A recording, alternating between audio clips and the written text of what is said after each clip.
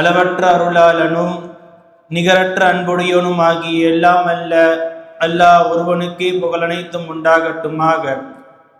அருமை நாயகம் ஸல்லல்லாஹு அலைஹி வஸல்லம் அன்னவர்களின் மீதும் அந்நபர்களின் அடிச்சுவற்றை அப்படியே பின்பற்றி வாழ்ந்த உத்தம சத்திய சஹாபாக்களின் மீதும் தாபிஈன்களின் மீதும் தபஅ தாபிஈன்களின் மீதும் நாதாக்களின் மீதும் ஷஹதாக்களின் மீதும் குறிப்பாக இந்த சிறப்பிற்குண்டான நாளில் வருகை தந்திருக்கக்கூடிய நம் அனைவர்கள் மீதும் இனி வருகை தர இருப்பவர்கள் மீதும் அல்லாஹ்வின் அன்பும் மேலான கருணையும் என்றென்றும் நின்று நிலவட்டுமாக. வாழும் காலமெல்லாம் உடல் சுகத்தை கொடுத்து உடல் ஆரோக்கியத்தை கொடுத்து நீண்ட நாள் வாழ்ந்து நல்லமல் செய்யும் நற்பாக்கியத்தை எல்லாம் அல்ல அல்லாஹ் நம் அனைவருக்கும் தந்தர் புரிவானாக. வாழும் காலமெல்லாம் எந்நிலையிலும் யாரிடமும் கையேந்தாத அளவிற்கு அல்லாஹ் நம்முடைய வாழ்க்கையை மேம்படுத்தி வைப்பானாக. ஆமீன். கண்ணியமிக்க அல்லாஹ்வின் நல்லடியார்களே, ஒரு சங்கைமிக்க ஒரு நாளில் நம் எல்லோரும் ஒன்று சேர்ந்திருக்கின்றோம். இப்போ இங்க வந்திருக்கக்கூடிய எல்லாரும் யாரை பத்தி கேட்க வந்திருக்குன்றது முதல்ல விளங்கிக்கிறோம். அல்லாஹ்வையும் ரசூலையும் கேட்க வந்திருக்கின்றோம். இங்க பேசப்படுவது அல்லாஹ் ரசூல், இங்க கேட்கப்படுவது அல்லாஹ் ரசூல். அந்த அதவோடு நாம் இந்த கண்ணியத்தோடு நாம் கேட்டோம் என்றால் நாம் கேட்கக்கூடியது எல்லாம் நம்முடைய வாழ்க்கையில் அல்லாஹ் கொண்டு வருவான். அதனால கொஞ்சம் நீங்க எல்லாம் அப்படியே ஒன்னா வந்துட்டீங்கன்னா நல்லா இருக்கும். ஒவ்வொரு முக்கில் இருக்கிறதுக்கு சஹாபாக்களுடைய சபை எப்படி இருக்கும்னு நமக்கு ரசூலுல்லாஹ் சொல்லி கொடுத்தது நம்மளுக்கு தெரியும். நிறைய பேசுறவங்களும் இருக்காங்க. சஹாபாக்களுடைய சபை எப்படி இருக்கும் உங்களுக்கு தெரியாது எதுவும் இல்லை. சரி, அவருக்கு முதுகலியம் அல்ஹம்துலில்லாஹ், அல்லாஹ் அவருடைய ஆஃபியத்தை தரணும். கண்ணியமிக்க அல்லாஹ்வின் நல்லடியார்களே, ஒரு புனிதமான ஒரு நாள். முதல்ல இந்த எல்லாருக்கும் தெரிஞ்சிருக்கும் மேராஜ். மேராஜ்னா என்ன என்பது எல்லாம் விளங்கிதான் நம்ம பயானுக்கே வந்திருக்கோம், இங்க இந்த விழாவுக்கே வந்திருக்கோம், இந்த நிகழ்ச்சிக்கே வந்திருக்கோம். மேராஜ மூணா நம்ம எடுத்துக்கிறோம். நபி ஸல்லல்லாஹு அலைஹி வஸல்லம் அவங்க மேராஜுக்கு போவதற்கு முன்னால் நபியுடைய நிலை எப்படி இருந்தது, எந்த நிலையில நபி ஸல்லல்லாஹு அலைஹி வஸல்லம் உடைய சிந்தனைகள் இருந்து எப்படி இருந்தாங்க, மேராஜுடைய பயணம் பிறகு என்ன நடந்தது, அவங்க வாழ்க்கை எப்படி மாறியது, இந்த கண்ணோட்டத்துல எல்லா விஷயத்தையும் ரொம்ப நேரம் பேச போறது கிடையாது. ஒரு அரை மணி நேரம் அதற்குள்ள முடிச்சிடலாம். அதற்குள்ள மொத்த செய்தியும் சொல்ல முடியுமான்னு கேட்டா நிச்சயமா முடியாது. அதனால அல்லாஹ் என் நாவின் மூலமாக எதை வெளியாக்குகின்றானோ அதன் மூலமாக அல்லாஹ் நமக்கு படிப்பினை தரட்டும், ஹிதாயத்தை தரட்டும். அது வாழ்க்கையில் நமக்கு கொண்டு வரக்கூடிய பாக்கியத்தை தருவானாக. கண்ணியமிக்க அல்லாஹ்வின் நல்லடியார்களே, மேராஜுக்கு முன்னால் நபியுடைய நிலைமை கொஞ்சம் நபியுடைய நிலைமையுடைய பார்த்துதான் அல்லாஹ் மேராஜுக்கு அழைக்கின்றான். பெரிய கஷ்டம் நபி அவர்களுக்கு ஏற்படுகின்றது, வாழ்க்கையில் துக்கங்கள் ஏற்படுகின்றது. முதல் விஷயம், ரொம்ப உறுதுணையா இருந்த ஹதீஜா அம்மாவுடைய பிரிவு, நாயகத்திற்கு உறுதுணையாக இருந்தவர்கள் ஹிரா குகையிலிருந்து ஓடி வந்த பிறகு நபி ஸல்லல்லாஹு அலைஹி வஸல்லம் அவங்களுக்கு சொன்ன செய்தி ஆறுதல் கொடுத்தது. யாருக்கு ஆறுதல் கொடுக்கின்றார்கள்? ரஹ்மத்துல் லில் ஆலமீனுக்கு ஆறுதல் தருகின்றார்கள். ஆறுதலாய் வாழ்ந்த ஹதீஜாவினுடைய மறைவு வந்த போதெல்லாம் நீங்க ஒன்னும் பொய்யர்கள் அல்ல நாயகமே, நீங்கள் உண்மை பேசக்கூடியவர்கள், நீங்க இறக்க முடியவங்க, நீங்கள் உறவுகளை பேணக்கூடியவர்கள், அப்படி எல்லாம் உங்களுக்கு ஒன்றும் ஆகாது நாயகமே என்று சொல்லி தன்னுடைய நாவின் மூலமாக நபியின் கல்விக்கு ஒரு ஆறுதல் கொடுத்தவர்கள். ஆறுதலோடு நிற்பாட்டியவர்கள் அல்ல, தங்களுடைய செல்வங்களையும் ஆறி இழைத்தார்கள், கொடுத்தார்கள் நபிக்காக. ஹதீஜா ரலியல்லாஹு அன்ஹா கொடுத்து இப்படி நபி அவர்களோடு பக்கபலமா இருந்தவர்கள் ஹதீஜா ரலியல்லாஹு அன்ஹா. ஒரு மனைவியா நபி ஸல்லல்லாஹு அலைஹி வஸல்லம் அவர்களுக்கு எல்லா விதத்திலும் உறுதுணையாக இருந்தவர்கள். அவர்களுடைய பிரிவு நபி அவர்களுக்கு தாங்க முடியாத பிரிவு, ஹதீஜாவினுடைய பிரிவு. அந்த பிரிவில் இருந்து நபி அவர்கள் விடைபட்டு வர வேண்டும். அவ்வளவு கஷ்டம். ஹதீஜாவை அப்படி பார்த்தாங்க ரசூலுல்லாஹ். அதுவரையிலும் திருமணமே செய்யவில்லை. ஹதீஜாவிற்கு பிறகுதான் எல்லா திருமணமும். இதற்கு முன்னால் நபி அவர்கள் யாரையும் திருமணம் செய்யவில்லை. அப்படிப்பட்ட ஹதீஜா ரலியல்லாஹு அன்ஹா நபியை விட்டு பிரிந்த ஒரு நேரம் இப்படி இருக்கும். ஆறுதலாக இருக்கக்கூடிய நபியிற்கு ஹதீஜா இல்லை என்றால் என்ன நிலைமையாக இருக்கும், எவ்வளவு கஷ்டங்கள் இருக்கும். இதுவுக்கு ஒரு பக்கம் இருக்க, தன்னுடைய அபூ தாலிப் தன்னை அரவணைத்துக் கொண்டவர்கள், மக்காவில் இருக்கக்கூடிய எதிரிகளிடம் இருந்து தன்னை அரவணைத்துக் கொண்டு பாதுகாத்துக் கொண்டிருந்த அபூ தாலிப் வஃபாத்து, அபூ தாலிபினுடைய மறைவு, இப்படி அடுத்தடுத்து 2 மறைவுகள் தாண்டி பெருமானார் ஸல்லல்லாஹு அலைஹி வஸல்லம் அவங்க மக்காவுல கொடுத்த தொந்தரவுகள், கஷ்டங்கள், இன்னல்கள், நெருக்கடிகள், அங்கு மக்காவில் வாழ விடாமல் நபியின் மீது ஒட்டகத்தின் குடலை போட்டார்கள். இப்படி நபி அவர்களுக்கு கஷ்டங்களை கொடுத்து கொண்டிருக்கக்கூடிய சமயத்தில் நபி அவர்கள் இப்படியாவது போயிட்டு தாயிஃப்ல கொஞ்சம் நமக்கு கொஞ்சம் சப்போர்ட்டா இருப்பாங்கன்னு சொல்லி நபி அவங்க தாயிஃபுக்கு போறாங்க. ஏன்னா மக்காவாசிகள்ல நிறைய நபர்கள் தாயிஃப்ல இடம் இருக்கும், தாயிஃப்ல உறவு வச்சுக்கிருவாங்க. அப்படிப்பட்ட நேரத்துல சரி மக்காவில இருந்து கொஞ்சம் தாயிஃபுக்கு போய் அங்கு நமக்கு யாராவது உதவுறாங்களான்னு சொல்லி நபி அவர்கள் ஹதீஜாவை பிரிந்திருக்கின்றார்கள், அபூ தாலிபை பிரிந்திருக்கின்றார்கள். இந்த நேரத்துல தாயிஃபுக்கு போறாங்க. எல்லாரும் கேள்விப்பட்டதுதான், நபியை நாம் அந்த அளவுக்கு கஷ்டப்படுத்தி நாம் பார்த்ததில்லை. தாயிஃபில் நபி அவர்களை கஷ்டப்படுத்துகின்றார்கள், கல்லால் அடிக்கின்றார்கள், சொல்லால் அடிக்கின்றார்கள். நாயகத்தை எல்லா அடியையும் எல்லா கவலைகளையோடு நபி ஸல்லல்லாஹு அலைஹி வஸல்லம் ஒரு தோட்டத்துல இருப்பாங்க. நபி அவர்கள் அவ்வளவு கஷ்டப்பட்டாங்க வாழ்க்கையில. அதை போன்று சொல்வார்கள் எழுதக்கூடியவர்கள், நபி அவர்களுக்கு அதிகமா கஷ்டமா இருந்த நேரம் தாயிஃப்னு எழுதுவாங்க. இப்படி நபி அவர்களுடைய வாழ்க்கையில சுத்தியும் அவர்களுக்கு அடி வாங்குறாங்க. நபி ஸல்லல்லாஹு அலைஹி வஸல்லம் ஒரு கஷ்டம் ஏற்படுகின்றது, ஒரு நெருக்கடி ஏற்படுகின்றது. இந்த நேரத்துல நபி அவர்களுக்கு அல்லாஹ் கொடுத்த ஒரு ஆறுதல் தான் மிஅராஜ் என்று சொல்லலாம். அல்லாஹ் கொடுத்த ஒரு ஆறுதல் தான் மிஅராஜ் என்று சொல்லலாம். நாயகமே, உங்களை மக்காவில் விடவில்லையா? நாயகமே, உங்களுக்கு மக்கா தொந்தரவா? இந்த பூமியில் உள்ள மக்கள் உங்களுக்கு தொந்தரவா? உங்களை தாயிஃபில் ஏற்றுக்கொள்ளவில்லையா? வாருங்கள் நாயகமே, உங்களை நான் மலக்குமார்கள் உங்களை வருகித்திருக்கின்றார்கள், உங்களை வரவேற்பார்கள். நான் உங்களை விண்ணுலகில் உங்களை காத்துக் கொண்டிருக்கின்றார்கள், உங்களை விண்ணுலகத்தில் கண்ணியப்படுத்த இருக்கின்றார்கள் என்று அழைத்தது என்று சொல்லலாம். நபி அவர்களை அழைத்து அல்லாஹ் சங்கைப்படுத்தினான். இதற்கு பின்னால் இதிலிருந்து நமக்கு கிடைக்கக்கூடிய படிப்பு என்ன தெரியுமா? ஒரு வாழ்க்கையில நமக்கு ஒரு கஷ்டங்கள் வரும் பொழுது, நெருக்கடிகள் வரும் பொழுது, அதிலிருந்து அல்லாஹ் நிச்சயம் ஒரு விடுதலையை தருவான், ஒரு வெற்றியை தருவான், மிகப்பெரிய ஒரு தீர்வை தருவான். அதை நாம் எதிர்பார்த்து இருக்க வேண்டும். மூசா அலைஹிஸ்ஸலாமுக்கு எங்க அல்லாஹ் வெற்றியை தரான், எங்க அல்லாஹ் உதவி தரான்? ஃபிரௌன் இடத்துல இருந்து ஆரம்பத்திலே காப்பாத்தி இருக்கலாம்ல. அல்லாஹ் எங்க தர்றான் பாருங்க. கடலுக்கிட்ட வந்துட்டாங்க, எத்தாப்புல கடல் இருக்கு, அங்க ஒண்ணும் பண்ண முடியாது. பின்னால ஃபிரௌனுடைய கூட்டம் வருது, கூட இருக்கணும் சொல்றாங்க, முடிஞ்சிருச்சு மூசா, என்ன இப்படி பண்ணிட்டீங்கன்னு சொல்லும் பொழுது மூசா அலைஹிஸ்ஸலாம் சொன்ன வார்த்தை, என்னோடு என் ரப்பு இருக்கான், என்னோடு என் ரப்பு இருக்கான். அல்லாஹ் என்ன பண்ணான்? கடலை பிளந்து வழியை கொடுத்தான். இதப்ப நெருக்கடியான காலத்திற்கு பின்னால் அய்யூப் அலைஹிஸ்ஸலாம் பாருங்க, அவங்க வாழ்க்கையிலும் கஷ்டத்திற்கு பின்னால் ஒரு தெளிவை கொடுத்தான், ஒரு நிவாரணை கொடுத்தான். ஆக வாழ்க்கையில இதுல இருந்து நமக்கு படிப்பன நபி ஸல்லல்லாஹு அலைஹி வஸல்லம் வாழ்க்கையில ஒரு கஷ்டத்திற்கு பின்னால் நிச்சயம் ஒரு நிவாரணை உண்டு, ஒரு கஷ்டத்திற்கு பின்னால் நிச்சயம் ஒரு தெளிவு உண்டு. அதை அல்லாஹ் நபி ஸல்லல்லாஹு அலைஹி வஸல்லம் அவர்களுக்கு கொடுக்கின்றான். நபி அவங்களை மேராஜுக்கு அல்லாஹ் அழைத்து செல்ல வேண்டும். இதற்காக இந்த விஷயத்திற்காக வேண்டி எவ்வளவு ஆறுதலாக இருந்திருப்பார்கள் கதீஜா ரலியல்லாஹு அன்ஹா. நபி அவர்களுக்கு அவ்வளவு ஆறுதலாக ஸல்லல்லாஹு சொல்வாங்க, கதீஜாவினுடைய நேசம் எனக்கு அல்லாஹ் ரிஸ்காக கொடுத்தான் என்று சொல்வார்கள். கதீஜாவினுடைய நேசம், ஒரு மனைவியின் மீது நபி அவர்கள் வைத்த அன்பு எப்படி எல்லாம் இருந்தது. எங்கு அடைக்கலம் தேடினார்கள், கவலைக்கு எங்கு மருந்து தேடினார்கள் நபி அவர்கள்? மனைவி இடத்தில். இன்னைக்கு பிரச்சனை ஆரம்பிக்கிறது அங்கிருந்தான். என்ன நமக்கு பெரிய பிரச்சனை வர்றது அங்கிருந்து தான். போன் வந்துட்டாலே பயம் வந்துருது நிறைய பேருக்கு.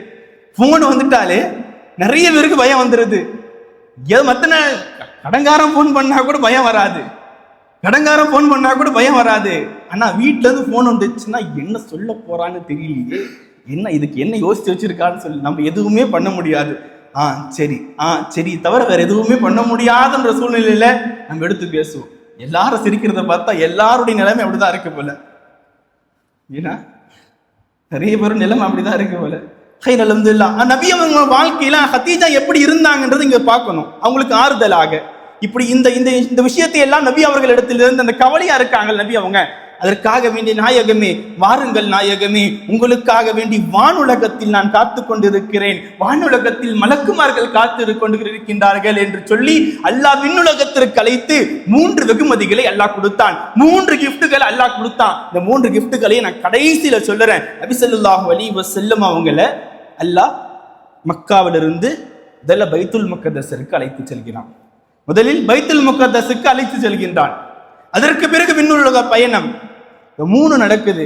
முதல்ல மக்காவிலிருந்து நபி அவங்க பைத்துல் முகத்தஸுக்கு ஒரு பயணத்துக்கு போறாங்க. அங்கிருந்து நபி ஸல்லல்லாஹு அலைஹி வஸல்லம் அவங்க மேராஜுடைய பயணம், அல்லாஹ்வை சந்திக்க போனார்கள். நபி அவங்க இரவு நேரத்தில் இருக்கும் பொழுது போறாங்க. இந்த செய்தியை இரவு நேரத்தில் இருக்கும்போது போறாங்க. மக்காவில இருந்து பைத்துல் முகத்தஸுக்கு போறாங்க. ஜிப்ரீல் அலைஹிஸ்ஸலாம் அவங்க புராக் வாகனத்தை கொண்டு வருகின்றார்கள். வந்து ஜிப்ரீல் அலைஹிஸ்ஸலாம் நாயகத்தை பைத்துல் முகத்தஸுக்கு அழைத்து செல்கின்றார்கள். இடையில் நிறைய சம்பவங்கள் நடக்கின்றன. நான் இந்த இடத்தில் சில விஷயங்களை மாத்திரம் சொல்லி முடித்துக் கொள்கின்றேன். அந்த நிறைய இடத்துல நபி ஸல்லல்லாஹு அலைஹி வஸல்லம் அவங்கள ஜிப்ரீல் அலைஹிஸ்ஸலாம் இன்று தொழ சொன்னாங்க. அதற்கு காரணங்களும் சொன்னாங்க. அப்படியே நேர பைத்துல் முகத்தஸிற்கு போன பிறகு நபி ஸல்லல்லாஹு அலைஹி வஸல்லம் அவர்களை சொல்கின்றார்கள், நான் எல்லா நபிமார்களுக்கும் தொலை வைத்தேன், நான் இமாமாக நிற்க எல்லா நபிமார்களும் எனக்கு முன்னால் நின்று மாமூமாக தொழுதார்கள், நான் இமாமாக நின்று தொழுதேன். அதற்கு பின்னால் நான் விண்ணுலகத்திற்கு அழைத்துச் செல்லப்பட்டேன். ஸல்லல்லாஹு அலைஹி வஸல்லம் சொல்றாங்க, நான் முதல் வானத்துல ஆதம் அலைஹிஸ்ஸலாமை பார்த்தேன். இதெல்லாம் சீக்கிரமா முடிச்சுக்கிறேன். நிறைய விஷயங்கள் கேட்டிருப்போம். முதல் வானத்துல நான் ஆதம் அலைஹிஸ்ஸலாமை பார்த்தேன், 2வது வானத்துல ஈசா அலைஹிஸ்ஸலாமை பார்த்தேன், 3வது வானத்துல யூசுப் அலைஹிஸ்ஸலாமை பார்த்தேன், 4வது வானத்தில் இத்ரீஸ் அலைஹிஸ்ஸலாமை பார்த்தேன், 5வது வானத்தில் ஹாரூன் அலைஹிஸ்ஸலாமை பார்த்தேன், 6வது வானத்தில் மூசா அலைஹிஸ்ஸலாமை பார்த்தேன், 7வது வானத்தில் இப்ராஹிம் அலைஹிஸ்ஸலாமை பார்த்தேன். எல்லாரையும் பார்த்து விட்டேன். எல்லாரையும் பார்த்து அடுத்ததாக சித்ரத்துல் முன்தஹாவிற்கு நான் வந்தேன். ஜிப்ரீல் அலைஹிஸ்ஸலாம் சொன்னார்கள், நாயகமே இதுக்கு மேல எனக்கு வர அனுமதி இல்லை நாயகமே, நீங்க போயிட்டு வாங்க, இதுக்கு மேல எனக்கு அலோடு இல்லை, இதுக்கு மேல எனக்கு விசா இல்லை நாயகமே, உங்களால் மாத்திரம் தான் போக முடியும். இமாம் குர்துபி ரஹ்மத்துல்லாஹி அலைஹி அவர்கள் இதற்கு ஒரு விளக்கத்தை சொல்லுவாங்க. ஏன் முதல்ல ஆதம் அலைஹிஸ்ஸலாம்னா முதல் வானத்தில் ஆதம் அலைஹிஸ்ஸலாம் ஏன் பார்த்தாங்கன்றதுக்கு அவங்க ஒரு விளக்கத்தை சொல்லுவாங்க. ஆதம் அலைஹிஸ்ஸலாம் அவங்க தான் முதல் தந்தையாருக்காக முதல்ல படைக்கப்பட்டவங்க. அதனால அல்லாஹ் முதல் வானத்தில் ஆதம் அலைஹிஸ்ஸலாம் வைச்சான். 2வதாக ஈசா அலைஹிஸ்ஸலாம் வைத்ததற்கு காரணம் நபி அவர்கள் காலத்திற்கு நெருக்கமாக இருந்தது ஈசா அலைஹிஸ்ஸலாம். அதனால ஈசா அலைஹிஸ்ஸலாம் 2வது வானத்துல வச்சான். 3வது வானத்துல யூசுப் அலைஹிஸ்ஸலாம் அல்லாஹ் வைத்ததற்கு காரணம் சொர்க்கத்தில் எல்லோரும் யூசுப் அலைஹிஸ்ஸலாத்துடைய அழகில் தான் இருப்பார்கள். அதனால் அல்லாஹ் 3வது வானத்தில் யூசுப் அலைஹிஸ்ஸலாமை வைத்தான். 4வது வானத்தில் அல்லாஹ் இத்ரீஸ் அலைஹிஸ்ஸலாத்தை வைத்தான். அவர்கள் தான் முதலில் ஷஹீதானவர்கள், அல்லாஹ்வுடைய பாதையில் ஷஹீதானவர்கள். அதனால் 4வது வானத்தில் நான் இத்ரீஸ் அலைஹிஸ்ஸலாமை அல்லாஹ் வைத்தான். 5வது வானத்தில் ஹாரூன் அலைஹிஸ்ஸலாமை வைத்தான். காரணம், ஹாரூன் அலைஹிஸ்ஸலாம் அவர்கள் மூசா அலைஹிஸ்ஸலாத்திற்கு நெருக்கமாக இருந்தவர்கள். அதனால் 5வது வானத்தில் ஹாரூன் அலைஹிஸ்ஸலாம் அல்லாஹ் வைத்தான். 6வது வானத்தில் அல்லாஹ் மூசா அலைஹிஸ்ஸலாத்தை வைத்ததற்கு காரணம், மூசா அலைஹிஸ்ஸலாம் கலாமுல்லாவாக இருந்தார்கள், அல்லாஹ்வின் நேசனாக, அல்லாஹ்விடத்தில் பேசக்கூடியவராக இருந்தார்கள். அதனால் 6வது வானத்தில் அல்லாஹ் மூசா அலைஹிஸ்ஸலாமை வைத்தான். 7வது வானத்தில் நபி ஸல்லல்லாஹு அலைஹி வஸல்லம் இப்ராஹிம் அலைஹிஸ்ஸலாமை பார்த்தாங்க. இப்ராஹிம் அலைஹிஸ்ஸலாம் அவர்கள் அல்லாஹ்வுடைய கலீலுல்லாஹ், அல்லாஹ்வின் நண்பராக இருந்தார்கள். அதனால் 7வது வானத்தில் வைத்தான் என்று சொல்லிவிட்டு அடுத்து சொல்வார்கள், இவர்களை எல்லாம் தாண்டி அல்லாஹ் நபி ஸல்லல்லாஹு அலைஹி வஸல்லம் அவர்களை சித்ரத்துல் முன்தஹாவிற்கு அழைத்தார்கள். இவர்கள் எல்லாம் ஒவ்வொரு வானத்தில் வைத்த அல்லாஹ் இந்த வானத்தை எல்லாம் தாண்டி, இந்த வானத்திற்கெல்லாம் தாண்டி அல்லாஹ் நபி ஸல்லல்லாஹு அலைஹி வஸல்லம் அவர்களை அழைத்து சென்று இவர்களை எல்லாம் தாண்டி நபி அவர்கள் தான் என்று அல்லாஹ் அங்கு காண்பித்தான் என்று சொல்வார்கள். இமாம் குர்துபி ரஹ்மத்துல்லாஹி அலைஹி சொல்லுவாங்க, இப்போ நபி ஸல்லல்லாஹு அலைஹி வஸல்லம் அவங்க உள்ள போகணும். ஜிப்ரீல் அலைஹிஸ்ஸலாம் சொல்லிட்டாங்க. என்ன சொல்லிட்டாங்க? வர முடியாது. நீங்க பதில் சொன்னாதான் நீங்க கவனிக்கிறீங்கன்னு எனக்கு தெரியும், அப்படிதானே? எங்க இருக்காங்க? என்ன சொல்லிட்டாங்க? சித்ரத்துல் முன்தஹாவிற்கு பின்னாலே என்னால வர முடியாது, உங்களால தான் போக முடியும்னு சொல்லிட்டாங்க. சிதறத்துல் முன்தஹாவை தாண்டி நபி அவர்கள் செல்கின்றார்கள். கொஞ்சம் யோசிக்க வேண்டிய இடம் இது, கொஞ்சம் நம் கற்பனையில் கொண்டு வர வேண்டிய இடம் இது. யார் செல்கின்றார்? ஹபீபே ரசூலுல்லாஹி ஸல்லல்லாஹு அலைஹி வஸல்லம் தாஹா ரசூல் செல்கின்றார்கள், ரஹ்மத்துல் லில் ஆலமீன் செல்கின்றார்கள், உங்கள் நபி செல்கின்றார்கள், நம்முடைய நபி செல்கின்றார்கள். இந்த சிந்தனையோடு அதை கேளுங்கள். நான் சொல்கின்றேன், நபி அவர்கள் எல்லா துறைகளையும் அல்லாஹ் துறந்து அல்லாஹ் வரவேற்கின்றான். நபி அவர்கள் முதலில் சொன்னார்கள், அத்தஹியாத்து லில்லாஹி வஸ்ஸலவாத்து அத்தஹியாத்து லில்லாஹி வஸ்ஸலவாத்து வத்தய்யிபாத்து என்று சொல்லி எல்லா தொழுகையும் எல்லா நல்லமல்களும் உனக்கே சொந்தம் என்று சொல்லி நபி அவர்கள் சொன்ன உடனே அல்லாஹ் சொன்னான். நீங்கள் அந்த சிந்தனையோடு கேட்டு பாருங்கள். நபி அவர்கள் சொன்னவுடன் அல்லாஹ் சொன்னான், அஸ்ஸலாமு அலைக்க அய்யுஹன் நபியு, நாயகமே உங்கள் மீது சலாம் உண்டாகட்டும், வ ரஹ்மத்துல்லாஹி அலைஹி வ பரக்காத்துஹு, உங்கள் மீது அல்லாஹ்வின் ரஹ்மத் உண்டாகட்டும், உங்கள் மீது அல்லாஹ்வினுடைய பரக்கத் உண்டாகட்டும் என்று நபி அவர்கள், நம்முடைய நபி. கொஞ்சம் யோசித்துக் கொள்ளுங்கள். என் நபியை பார்த்து அல்லாஹ் சொல்கின்றான். இந்த இடத்தில் தான் நாம் யோசிக்க வேண்டும். சொன்ன மாத்திரத்தில் நபி அவர்கள் சொன்னார்கள், அஸ்ஸலாமு அலைனா வ அலா இபாதில்லாஹி ஸாலிஹீன், என்னுடைய உம்மத்தில் உள்ள எல்லாருக்கும் உன்னுடைய சலாமத் உண்டாகட்டும். எவ்வளவு பெரிய பாக்கியம்! எந்த இடத்தில் நபி அவர்கள் சொல்கின்றார்கள்? எங்கேயும் உம்மத்தை மறக்கவில்லை. எந்த இடத்திலும் நாயகம் ஸல்லல்லாஹு அலைஹி வஸல்லம் உம்மத்தை மறக்கல. கொஞ்சம் யோசிச்சு பாருங்க. எல்லாத்திலையும் இதற்கு முன்னால் நடக்காத ஒரு நிகழ்வு, இதற்கு முன்னால் யாரும் அல்லாஹ்வை பார்க்கவில்லை. மூசா அலைஹிஸ்ஸலாம் கேட்கிறாங்க, ஒன்னு நான் பார்க்கணும் ரப்பே, நான் உன்னை பார்க்க ஆசைப்படுறேன் ரப்பே, எனக்கு காட்டு ரப்பே ஒன்னு சொல்லி காட்டும் பொழுதுலாம், மூசா உன்னால என்ன பார்க்க முடியாது மூசான்னு சொன்ன அல்லாஹ் நபி ஸல்லல்லாஹு அலைஹி வஸல்லம் அழைத்து பாருங்கள் என்னை நாயகம் என்று சொல்லி அல்லாஹ் நாயகத்தை அழைத்து நாயகத்திற்கு சலாம் சொல்கின்றான். அந்த நேரத்தில் நபி அவர்கள் சொன்னார்கள், அஸ்ஸலாமு அலைனா வ அலா இபாதில்லாஹி ஸாலிஹீன், இந்த உம்மத்தில் உள்ள எல்லா நல்லடியார்களுக்கும் உன்னுடைய சலாமத் உண்டாகட்டும் என்று.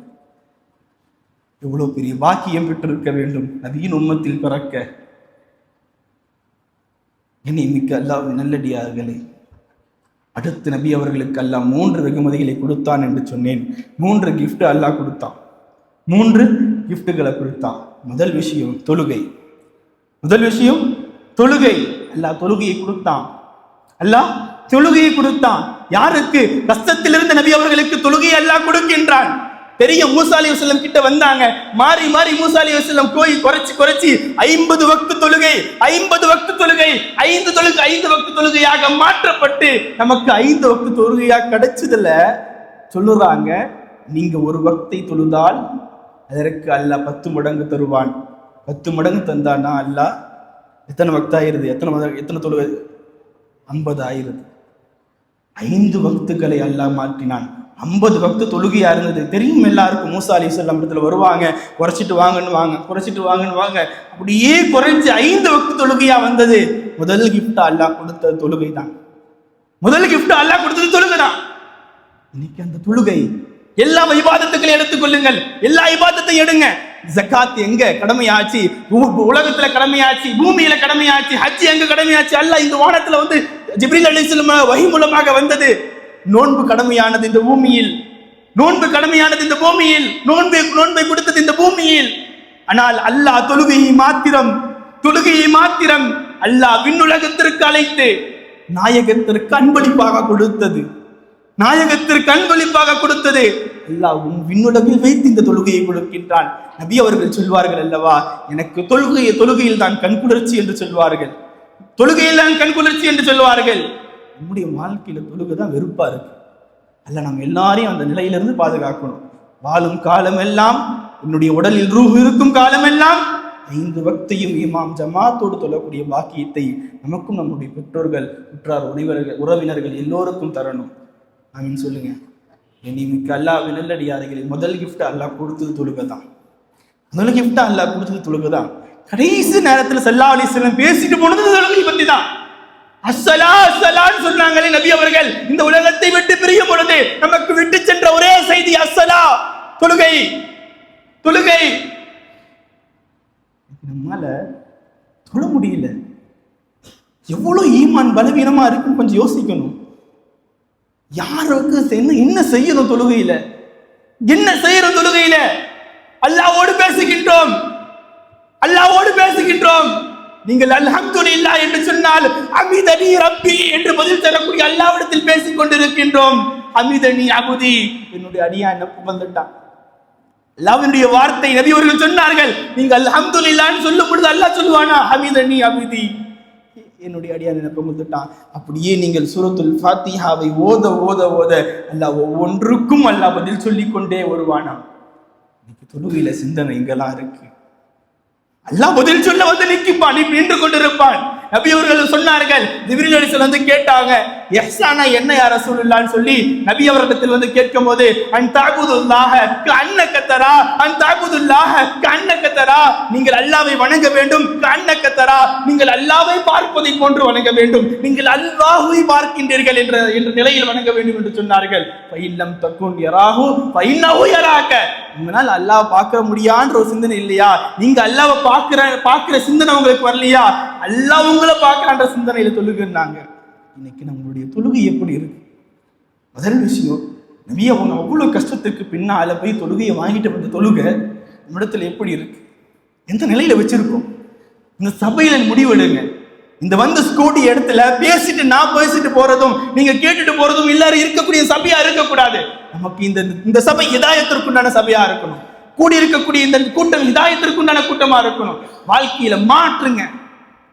ரொம்ப நாள்லாம் வாழ போறது இல்லை இந்த துனியாவில், ரொம்ப நாள்லாம் இருக்க போறது இல்லை இந்த துனியாவில். எத்தனை நாள் இருந்துரும் கணக்கு போட்டு சொல்லிட முடியுமா?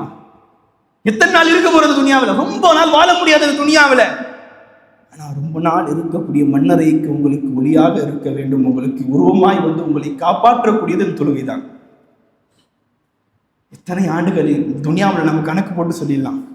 துனியாவில் வாழக்கூடிய வாழ்க்கையை நாம் கணக்கு போட்டு சொல்லிவிடலாம். 60க்கும் 70க்கும் இடைப்பட்ட நாட்களில் தான் நாம் வாழ்ந்து கொண்டிருப்போம். இல்லைன்னா கொஞ்சம் 100 வருஷம் வாழுவோம், அவ்வளவுதான். அதற்கு பின்னால் மன்னரை வாழ்க்கை இருக்கின்றது. எத்தனை ஆண்டுகள் என்று தெரியாது, மன்னரையில் எத்தனை ஆண்டுகள் என்று தெரியாது. நபி அவர்கள் மன்னரை பார்த்து அவ்வளவு சொன்னார்கள். தனிமையின் வீடு என்று சொன்னார்கள். யாரெல்லாம் அழுகின்றார்கள் தொழுகை மன்னரையை பார்த்து? யாரெல்லாம் அழுதார்கள்? உஸ்மானிய கனி எழுதார்கள். எப்படி அழுதாங்க? தாடி நினைகிறாரு அழுவாங்களாம் உஸ்மானிய கனி. கேட்டாங்க, ஏன் இப்படி அழுவுறீங்க? நீங்க நபி ஸல்லல்லாஹு அலைஹி வஸல்லம் சபையில் இருந்திருக்கீங்களே. நபி அவர்கள் சொர்க்கத்தை பற்றி பேசும் பொழுதும் நரகத்தை பற்றி பேசும் பொழுதும் எல்லாம் இப்படி அழாத நீங்க ஏங்க நீங்கள் மன்னரையை பார்த்தால் இப்படி அழுகின்றீர்கள்? உங்கள் தாடி நினைறேன் ஏங்க அழுவுறீங்க கேட்கும் பொழுது அவங்க சொன்னது இல்ல, நபி அவர்கள் சொன்ன வார்த்தை நான் கேட்டிருக்கின்றேன். ஒரு மனிதன் மன்னரையில் முதலில் வெற்றி பெற்று விட்டால் எல்லா விஷயத்திலும் அவன் வெற்றி பெற்று விடுவான். ஒருவன் மன்னரையில் தோற்று விட்டால், ஒருவனுக்கு மன்னரை கஷ்டமாகி விட்டால் அதற்கு பின்னால் எல்லாம் அவனுக்கு கஷ்டம்தான் என்று சொன்னார்கள். அதனால் தான் அழுகின்றன என்று சொன்னார்கள். அந்த மன்னரை வாழ்க்கை இருக்கு, இந்த தொழுகை வராதா? தொழுகை வராதா? இந்த மன்னரை வாழ்க்கையை விட்டுருங்க, சொர்க்கத்தை விட்டுருங்க, நரகத்தை விட்டுருங்க. இது நான் என்னுடைய கருத்தா சொல்றேன். இதெல்லாம் தாண்டி அல்லாஹ் நாளை என்னை பார்த்து கேட்டால், எனக்கு கையை கொடுத்திருக்கின்றான், எனக்கு கல்வை கொடுத்திருக்கின்றான், எனக்கு பார்வையை கொடுத்திருக்கின்றான், நடக்கக்கூடிய வாய்ப்பை கொடுத்திருக்கின்றான், சஜிதா செய்யக்கூடிய வாய்ப்பை கொடுத்திருக்கின்றான். எல்லாம் கொடுத்த அல்லாஹ் உனக்கு நான் இவ்வளவு செஞ்சிருக்கேனே, நன்றி கெட்டவனா நீ தொழாம இருந்தியா? உனக்கு தொழ விருப்பம் இல்லையா? நான் உன்னோடு பேசுகிறேன் என்று சொன்னேனே, நான் உன்னோடு பேசுகிறேன் என்று சொன்னேனே, தொழ விருப்பம் இல்லையா? தொழாமல் இருந்து கொண்டிருந்தாயே, உன் காதில் பாங்கின் ஓசை கேட்கவில்லையா? ஐயால ஸலா தொழுகைக்கு வா, ஐயால ஸலா தொழுகைக்கு வா, ஐயாலல் ஃபலா வெற்றிக்கு வா என்று நான் அழைத்தேனே உன்னை, நான் உன்னை அழைத்தேனே. ஏன் என்னை பார்க்க விருப்பம் இல்லையா? படைத்த ரப்பை பார்க்க விருப்பம் இல்லையா? என்னோடு உனக்கு பேச நேரம் இல்லையா? என்னோடு உனக்கு பேச ஆர்வம் இல்லையா? நான் தானே உன்னை படைத்தேன், நான் தானே உன்னை படைத்தேன். உனக்கு ரிஸ்க் தருவதும் நான் தானே. நான் என்றாவது உன்னை மறந்திருக்கின்றேனா? நான் என்றாவது உன்னை மறந்திருக்கின்றேனா என்று அல்லாஹ் கேட்டால் நாம் அந்த நிலைமையிலிருந்து பாதுகாக்க வேண்டும். அல்லாஹ் நம் எல்லோரையும் பாதுகாப்பானாக. எல்லா நேரத்திலும் தொழக்கூடியவர்கள் அல்லாஹ் வைக்கணும். தொழுகை இல்லைன்னா ஒண்ணுமே இல்லைங்க. ஸல்லல்லாஹு அலைஹி வஸல்லம் முனை காலத்திற்கு பின்னால் அந்த உமரே ஃபாரூக் ரலியல்லாஹு அன்ஹு குத்துப்பட்டு இருப்பாங்க. தொழுதுகிட்டு இருக்கும்போது குத்திடுவாங்க, ரத்தம் ஊத்திக்கிட்டு இருக்கும், முடியாது, மயக்கம். எந்திரிச்ச உடனே சொன்ன ஒரு செய்தி, இந்த உம்மத்திற்கு சொன்ன செய்தி, லா ஹல்ல ஃபில் இஸ்லாமி லிமன் தரக்க ஸலா, லா ஹல்ல ஃபில் இஸ்லாமி லிமன் தரக்க ஸலா. யார் தொழுகை விடுகின்றாரோ அவருக்கும் இஸ்லாத்துக்கு ஒன்னும் சம்பந்தம் இல்லைன்னாங்க. ஒன்னும் சம்பந்தம் இல்லை. அவருக்கு என்ன சம்பந்தம் இருக்கு? எங்க தர்ம தரது எல்லாரும் தர்றாங்க, நல்ல அமல்களுடையவர்கள் எல்லாம் இருக்காங்க. தொழுகையான கேட்டா என்ன பண்ண முடியும் நம்மால? நாளைக்கு மறுமையில முதல் கேள்வி என்ன? தொழுகை தானே. முதல் கேள்வி அல்லாஹ் கேட்கக்கூடிய கேள்வி தொழுகை தான். அதை தாண்டி தான் எல்லாத்தையும் செய்ய முடியும். இன்னைக்கு தொழுகை நம்ம இடத்துல எப்படி இருக்கு? என்ன தொழுகையை தொழுகிறோம்? குனிந்து எந்திரிச்சு போறதுதான் தொழுகை இல்லை. குனிஞ்சு எந்திரிச்சுட்டு போயிடுறோம் அதோ நேரத்தில். அது ரெண்டாவது விஷயம். இன்னைக்கு தொழுவத்துக்கு நமக்கு நேரம் இல்லை. இன்னைக்கு எல்லாம் என்ன தெரியுமா? எல்லாம் என்ன தொழுகிறதுக்கு நேரம் கிடையாது. ஆனா ஆனா மற்ற எல்லா விஷயத்துக்கும் நமக்கு நேரம் இருக்குங்க.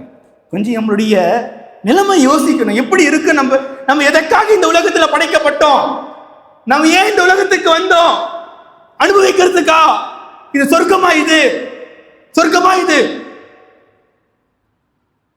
துனியா. ये दुनिया आनी जानी है.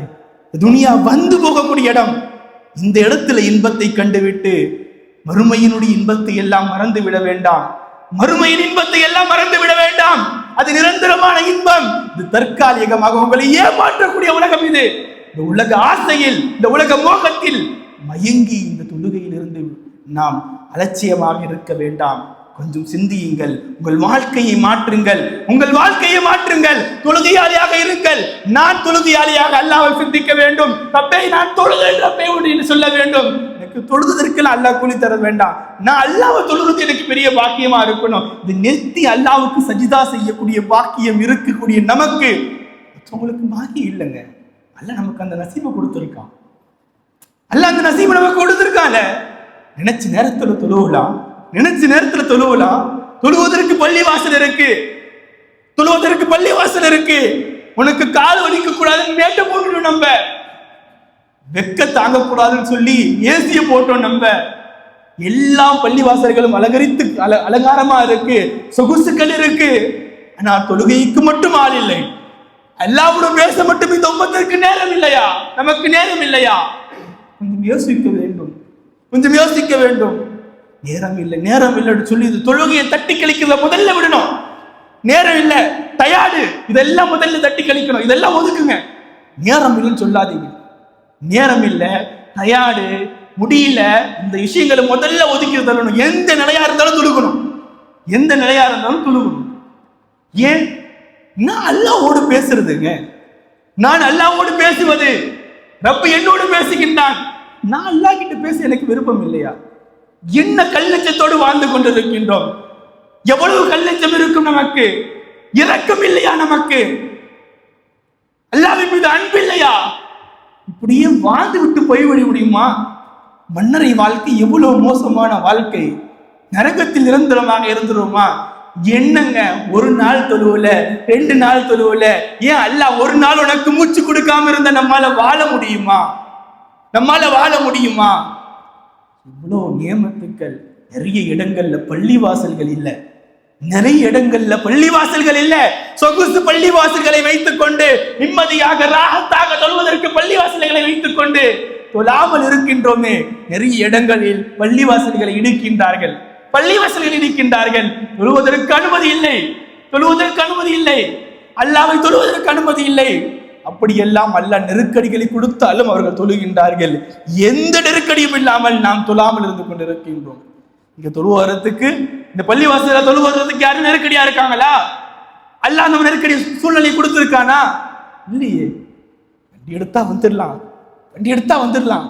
ஒரு செய்ய தண்ணி இருக்கு, தண்ணி இல்லாம இல்ல. வந்து இடம் தொழுவதற்கு இடம் இருக்கு, ஆனாலும் தொழுவது இல்லை. இந்த வாழ்க்கையிலிருந்து முதல்ல மாறணும். மேராஜுடைய நாள் நமக்கு மாற்றத்தை தர வேண்டும் என்றால் முதல் விஷயம் தொழுகையா இருக்கணும். என் வாழ்க்கையில நான் தொழுகை இனி விடவே கூடாது. நீ தூப்பமா இன்ஷா அல்லாஹ் வாழ்க்கையில ஒரே ஒரு வக்து கூட என் ரூஹ் பிரியிற வரையும் நான் ஒரு வக்தி விடக்கூடாது. என் மேல அது கடனா இருக்கும், அதை விடக்கூடாது. செருப்பறந்தா கூட சஹாபாக்கள், செருப்பறந்தா கூட சஹாபாக்கள் இந்த தொழுகையின் மூலமாக வாங்கினாங்க. வீட்டுல மாவில்லைனா கூட சஹாபாக்கள் இந்த தொழுகையின் மூலமாக வாங்கினாங்க. எல்லாம் இருக்கின்றது, அதே தொழுகை தானே இருக்கு, அதே 5 வேளை தொழுகை, அதே அல்லாஹ் இருக்கின்றான். நாம் தான் மாற வேண்டும், நாம் மட்டும் தான் மாற வேண்டும். நாம் மாறினால் நாமும் அல்லாஹ்விடத்திலிருந்து நேரடியாக உதவியை பெறலாம். அப்படிப்பட்ட ஆயுதத்தை நீங்கள் பின்னால் வைத்துக் கொண்டிருக்கின்றீர்கள், மறைத்து வைத்துக் கொண்டிருக்கின்றீர்கள். அதை எடுத்து பயன்படுத்துங்கள். 2வது விஷயமா, அல்லாஹ் 3 விஷயம் சொன்னல, 3 விஷயம் சொன்னேன். 2வது விஷயம், அல்லாஹ் சூரத்துல் பக்ராவில் உள்ள 2 ஆயத்துக்கள், ஆமனர் ரசூல் என்று ஆரம்பிக்கக்கூடிய ஆயத்து, கடைசி ஆயத்தை அல்லாஹ் வானத்தில் இறக்கலாம். குர்ஆன்ல உள்ள எல்லா சூறாவும் இறக்கப்பட்டது. ஆனால் சூரத்துல் பக்ராவில் உள்ள கடைசி 2 ஆயத்துக்கள் மாத்திரம் விண்ணுலகில் அல்லாஹ் கொடுத்தான் நாயகத்திற்கு ஸல்லல்லாஹு அலைஹி வஸல்லம். அவங்க சொன்னாங்க, யார் அதை இரவில் ஓது வருகின்றார்களோ அல்லாஹ் அவருக்கு போதுமானவர் என்று சொன்னாங்க. ஷைத்தானுடைய தீங்குகள் வராது என்று சொன்னார்கள். ஷைத்தானுடைய தீங்குகள் வராது. ஆமன் ரசூல் என்று ஆரம்பிக்கக்கூடிய அந்த 2 ஆயத்துக்களை ஓதினால் ஷைத்தானுடைய தீங்கிலிருந்து அவன் பாதுகாக்கப்படுவான். அவன் அல்லாஹ் அந்த நாள் அவனுக்கு போதுமானதாக இருக்கும் என்று ஸல்லல்லாஹு அலைஹி வஸல்லம் அவங்க சொன்னாங்க. 3வது விஷயம், யார் அல்லாஹ்விற்கு இணை வைக்காமல் இந்த துனியாவில் வாழுகின்றார்களோ எல்லோருக்கும் அல்லாஹ் சொர்க்கத்தை தருவான். இந்த 3 வாக்குறுதியை கொடுத்தான் அல்லாஹ். என்னென்ன விஷயம்? முதல்ல 5 வேளை தொழுகை அல்லாஹ் கொடுத்தான். 2வது சூரத்துல் பக்ராவில் உள்ள கடைசி 2 ஆயத்துக்கள் எடுத்து போய் பார்க்கணும், படிக்கணும். தினமும் இரவுல படுத்துட்டு ஓதிட்டு படுங்க. அது உங்களுக்கு வரக்கூடிய தயாரி எல்லாம் போக்கணும். அது அல்லாஹ்வுடைய வார்த்தை, ரசூல் சொன்னாங்க. அத 3வது விஷயம், யாரெல்லாம் இந்த துனியாவில் அல்லாஹ்விற்கு இணை வைக்காமல் வாழ்ந்து விடுகின்றார்களோ அவர்கள் எல்லாரையும் என்ன பண்ணிடுவான்? சொர்க்கத்துக்கு அனுப்பிடுவான். அல்லாஹ் நம்ம எல்லோரையும் என்ன பண்ணணும்? சொர்க்கத்துக்கு போட்டு போகணும். நம்ம எல்லோருக்கும் அந்த தௌஃபீக்கை தரட்டும். இது எல்லாம் மெஹராஜில் நடந்து இந்த விஷயம் எல்லாம் நடக்குது. நபி அவங்க வர்றாங்க, வந்து இந்த செய்தியை மக்காவில் உள்ள மக்களுக்கு சொல்லணும். சொல்லுறாங்க, நான் ஒரே இரவுல அங்க போயிட்டேன். இதெல்லாம் எப்படி நடக்கு? எவ்வளவு நேரத்தில் நடக்கு? இதெல்லாம் இந்த மேராஜுக்கு போனது, பைத்துல் முகத்தஸிற்கு சென்றது. பைத்துல் முகத்தஸ் இருந்து 7 வானத்திற்கு செல்கின்றார்கள். 7 வானத்திற்குள்ளும் ஒவ்வொரு வானத்திலும் ஒவ்வொரு நபிமார்களை பார்த்து அதற்கு பின்னால் தொழுகையை வாங்கி வந்த நபி அவர்கள் சொல்கின்றார்கள். இதெல்லாம் எவ்வளவு நேரத்தில் நடந்து தெரியுமா? நான் படுக்கை அறையிலிருந்து இருந்தவுடன் என்னுடைய அந்த மெத்தை சூடு கூட போகல, அந்த சூடு கூட போகல. தாப்பாலுடைய அந்த அசைவு கூட இன்னும் நிக்கல. அதற்குள்ளாக போயிட்டு வந்துட்டாங்க நபி அவங்க, அதுக்குள்ளாக போயிட்டு வந்துட்டாங்க. இப்போ இந்த செய்தியை மக்களிடத்துல சொல்றாங்க. நபி அவங்க மக்களிடத்துல சொல்றாங்க, இந்த மாதிரி நான் மெஹராஜுக்கு போனேன், இங்க இருந்து பைத்துல் முகத்தஸுக்கு போனேன். அதுக்கே மக்கள் எல்லாம் கதபனி குரைஷ், நபிஸல்லல்லாஹு சொன்னாங்க, கதபனி குரைஷ் மக்கள் என்னை பொய்யர் என்று சொன்னார்கள், என்னை ஏமாத்துறாங்க. நான் பைத்துல் முகத்தஸிற்கு போனேன் என்று சொன்னதை அவர்கள் பொய் செய்தார்கள். அவர்கள் என்னை கேலி செஞ்சாங்க. நான் அப்படியே தலையை தூக்கினேன். அல்லாஹ் எனக்கு பைத்துல் முகத்தஸை அப்படியே காண்பித்தான். நபி அவர்களை பற்றி தெரியும், குறைஷிகளுக்கு நபி அவர்களை பற்றி தெரியும். இதற்கு முன்னால நபி அவங்க பைத்துல் முகத்தஸுக்கு போனதே கிடையாது. எல்லாருக்கும் தெரியும் நபி போனது கிடையாதுன்னு. ஆனா நபி அவர்கள் சொல்கின்றார்கள், அப்படியே அல்லாஹ் சொன்னான். நபி அவர்கள் சொன்னார்கள், என் கண் முன்னால் பைத்துல் முகத்தஸ் வரப்பட்டது. நான் சொன்னேன் ஒவ்வொரு விஷயத்தையும், இந்த இடத்துல ஜன்னல் இருக்கு, இந்த இடத்துல வாசக்கால் இருக்கு, இந்த இடத்துல கதவு இருக்கு என்று சொல்லி எல்லா விஷயத்தையும் நான் அப்படியே பார்த்து கொண்டு பைத்துல் முகத்தஸை பார்த்து கொண்டேன் என்று சொன்னேன் என்று சொல்கின்றார்கள். இதெல்லாம் தாண்டி இந்த விஷயம் சித்திக் நாயகத்துக்கு போகுது. இங்கதான் இந்த நமக்கு ஒரு படிப்பினை இருக்கு. இது எல்லாம் தாண்டி சித்திக் நாயகத்துக்கு போகுது இந்த செய்தி. என்ன யோசிச்சு இருக்கணும், சொல்லி இருக்கலாம், அப்படியா நான் நபி அவங்க இந்த மாதிரி சொன்னாங்கல்ல, நபி அவங்க சொன்ன விஷயத்த வந்து சித்திக் ரலியல்லாஹு அபூபக்கர் சித்திக் ரலியல்லாஹு சொல்றாங்க. இந்த மாதிரி நபி அவங்க சொன்னாங்க, மேராஜுக்கு போயிட்டு வந்தாங்களா? என்ன உன்னுடைய தோழர் ஒரே இரவுல மேராஜுக்கு போயிட்டு வந்துட்டு சொல்றாரு, இங்க இருந்து பைத்துல் முகத்தஸுக்கு ஒரே இரவுல போயிட்டு வந்துட்டாங்களா? என்ன இதுன்னு கேட்கும் பொழுது ஒரே வார்த்தை சொன்னாங்க, நபி அவங்க சொன்னாங்களா என் ரசூல் சொன்னாங்களா? உண்மையா இருக்கும். அப்படியா, நான் வேணும் நபியை விசாரிக்கிறேன், அப்புறம் சொல்றேன். அதெல்லாம் வார்த்தையே இல்லை. நபி சொன்னாங்களா? ஆமா சரி, இது நபி சொல்லியிருந்தா உண்மையா தான் இருக்கும். இதுதான் நம்முடைய ஈமானாவா இருக்கும். இதுதான் நம்முடைய ஈமானா இருக்கணும். நபி அவங்க சொல்லிட்டாங்களா அது செய்யணும், அதுல என்னவும் பார்க்க கூடாது. நபி அவங்க சொன்னா ஹைரா இருக்கும், நல்லதா இருக்கும். எந்த அளவுக்கு சஹாபாக்களோட ஈமான் இருந்தது தெரியுமா? நபி அவங்க ஒரு விஷயத்த சொல்றாங்க, ஒரு துவா வச்சுக்கிட்டு இருந்தாங்க நபி அவங்க. இந்த துவாவை நீங்க யாராவது நோயாளியை பார்த்தீங்கன்னா, யாராவது நோயாளியை பார்க்குறீங்கன்னா, அந்த நோயாளியை பார்க்கும் பொழுது நீங்க உள்ளே துவா செஞ்சுக்கிறீங்க, அல்ஹம்துலில்லாஹில்லதி ஆஃபானி மிம்ம பதலாக பிஹி வஃல்லலனி கஸீரம் மிம்மன் ஹலக தஃலீலா. இந்த துவாவை நபி ஸல்லல்லாஹு அலைஹி சொல்லி தர்றாங்க. சொல்லி தந்த நபி அவங்க சொன்னாங்க, இந்த துவாவை ஓதினீங்கன்னா, ஏதாவது நோயாளி சந்திக்க போறீங்க, மனசுக்குள்ள ஓதிக்கணும். யாராவது ஒரு நோயாளி சந்திக்கிறீங்க, இந்த துவாவை ஓதிட்டீங்கன்னா லம் யுஸிபுஹு ஸாலிகல் பலா, அந்த நோய் உங்களுக்கு வராதுன்னாங்க. அந்த நோய் உங்களுக்கு வராதுன்னாங்க. இது சொன்ன அந்த சஹாபி சொல்றாங்க, நீங்க ஒரு கால் இந்த துவாவை ஓதி உங்களுக்கு அந்த நோய் வந்தால் மறுமையில என் சட்டையை பிடிச்சி கேளுங்க. மறுமையில என் சட்டையை பிடிச்சு கேளுங்க. ஏன்னா இது என் ரசூல் சொன்னது. ரசூலுடைய நாவிலிருந்து பொய்யான வார்த்தைகள் வந்தது கிடையாது. நபி பேசியது பொய்யானது கிடையாது. நபி பேசியது யாராலையும் பொய்யாக்க முடியாது என்ற உறுதிப்பாட்டில் இருந்தவர்கள் அவர்கள். என் சட்டையை பிடிச்சு கேளு, ஏன்னா இது என் ஹதீஸ் சொன்னது, பொய்யாகாது. இந்த உறுதி நமக்கு வரணும். இந்த உறுதி நமக்கு வரணும். வந்தா சஹாபாக்களை போன்று நமக்கும் அல்லாஹ்வுடைய உதவி கிடைக்கும், அல்லாஹ்வுடைய பொருத்தம் கிடைக்கும். ஆக இந்த சபையில நமக்கு ஒரு படிப்பு என்னன்னா, முதல் விஷயம் தொழுகையில பேன்ற விஷயத்த எடுத்துக்கணும். ஏன்னா நமக்கு கிடைச்சது முக்கியமான ஒரு கிஃப்ட் இதுதான். நமக்கு கிடைச்ச முக்கியமான கிஃப்ட் இது ஒண்ணுதான். இந்த தொழுகை எடுத்துக்கிறங்க. வாழ்க்கையில எப்பவும் நபி அவர்கள் சுன்னத்தை எடுக்கும் பொழுது உறுதியா செய்யறது. நிறைய விஷயங்கள் பேசலாம். நபி அவங்க சொர்க்கத்தை பார்த்தாங்க, நரகத்தை பார்த்தாங்க, நரகத்தில் நடந்த விஷயங்களை பார்த்தாங்க. நிறைய இந்த விஷயத்துல பேசலாம். நேரம் இல்லாததுனால இதோடு முடிச்சுக்கிறோம். வல்ல ரஹ்மான் நாம் எதையெல்லாம் கேட்டோமோ, நாம் எதையெல்லாம் பேசினோமோ, அதை அனைத்தையும் நம்முடைய வாழ்க்கையில் மௌத்து வரையிலும், என் உடலில் இருந்து ரூஹு பிரிகிற வரையிலும் அந்த அமல்களை கொண்டு வருவானாக. நம்மை அல்லாஹ் தொழுகையாளியாக ஆக்குவானாக. வாழும் காலமெல்லாம் உடல் சுகத்தை கொடுப்பானாக. நின்று தொழக்கூடிய பாக்கியத்தை தருவானாக. நின்று தொழக்கூடிய பாக்கியத்தை தருவானாக. சஜிதாவில் நமக்கு மௌத்தை தருவானாக. சஜிதாவில் நமக்கு மௌத்தை தருவானாக. வாழும் காலம் எல்லாம் அல்லாஹ் ரசூலையும் அப்படியே சஹாபாக்கள் எப்படி பின்பற்றினார்களோ அப்படியே நாமும் பின்பற்றி வாழக்கூடிய தௌஃபீக்கை வல்ல ரஹ்மான் நம் அனைவருக்கும் தருவானாக. நபியினுடைய முஹப்பத்தை நமக்கு கல்வியில் நிரப்ப தருவானாக. வாழும் காலம் எல்லாம் நபியை கனவில் கண்டு கழிக்கக்கூடிய பாக்கியத்தை தருவானாக. நபியை கனவில் கண்டு கழிக்கக்கூடிய பாக்கியத்தை தருவானாக. ஆமீன். வாஹிர தவானா அல்ஹம்துலில்லாஹி ரப்பில் ஆலமீன். அஸ்ஸலாமு அலைக்கும் வரஹ்மத்துல்லாஹி வபரகாத்துஹு.